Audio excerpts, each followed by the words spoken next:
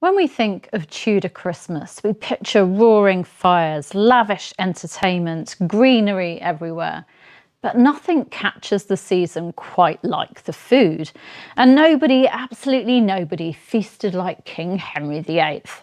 I'm historian and author Claire Ridgway, and for day 2 of my Tudor Christmas Advent series, we're stepping into the royal kitchens to uncover what Henry VIII really ate at Christmas, and just how spectacular Tudor feasting could be.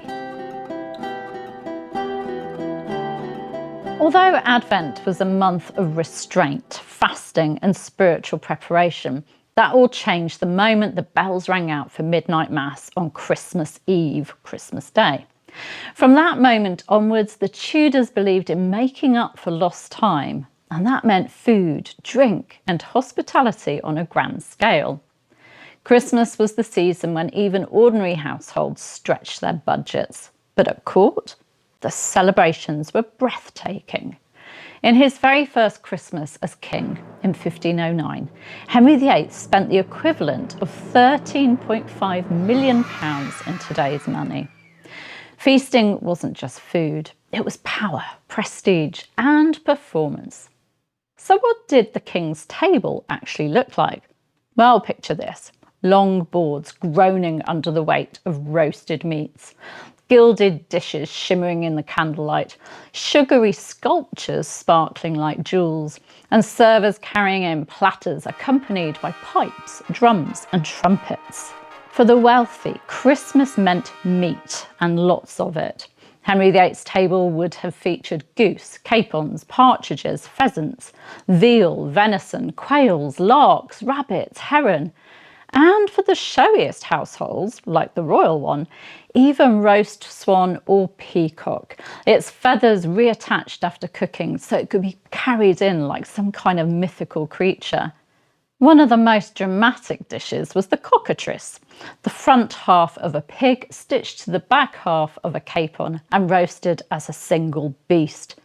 Pure theatre and pure Tudor. Another symbol of wealth was the boar's head, boned and stuffed with a rich forcemeat of porks, herbs, currants and eggs, an apple placed in its mouth. It would be carried in with ceremony while musicians played and onlookers sang the famous Boar's Head Carol. At court, this display was tradition. In the city of London, the butcher's company processed a boar's head through the streets, a custom that still happens today. Rich households might also serve the astonishing Tudor Christmas pie, a turkey stuffed with a goose, stuffed with a chicken, stuffed with a partridge, stuffed with a pigeon, all enclosed in a huge coffin-shaped crust. Tudor food was nothing if not ambitious. And I mentioned turkey there. In the 1520s, a new delicacy arrived in England, turkey. Although goose remained the traditional Christmas meat for many, turkey quickly became a fashionable high-status choice. If the meats were impressive though, the banqueting course was where Tudor cooks truly dazzled. Sugar was expensive, a sign of extreme wealth. So the more sugared creations you served, the more powerful you appeared. At Henry VIII's Christmas table, you might find marchpane, ornate almond paste sculptures gilded and decorated. Leech, a milk and rosewater sweet cut into jewelled cubes. Gilded lemons and fruits for decoration. Sugar plate moulded into walnuts, eggs, even miniature animals. And beautifully spiced Tudor favourites such as gingerbread, quince marmalade, Warden pies and tarts.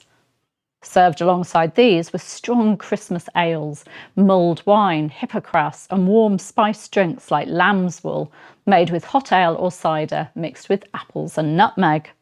It was sweet, rich, fragrant and utterly extravagant. Even for those far removed from palace splendour, Christmas was the moment to enjoy foods that they might not taste at any other time of year. Pork was plentiful thanks to November's Martinmas slaughtering. Frumenty, a spiced wheat porridge, was a staple. And if you were lucky, you might enjoy goose, rabbit, or even a small joint of beef. And, of course, the minced pie. These early mince pies were large, rectangular, crib-shaped to symbolise the nativity and contained real minced meat, usually mutton, along with fruit and spices. Tradition held that you must stir the mince clockwise for good luck in the coming year. Food and entertainment were inseparable during the Tudor Christmas season. While courtiers feasted, waits played in the halls below.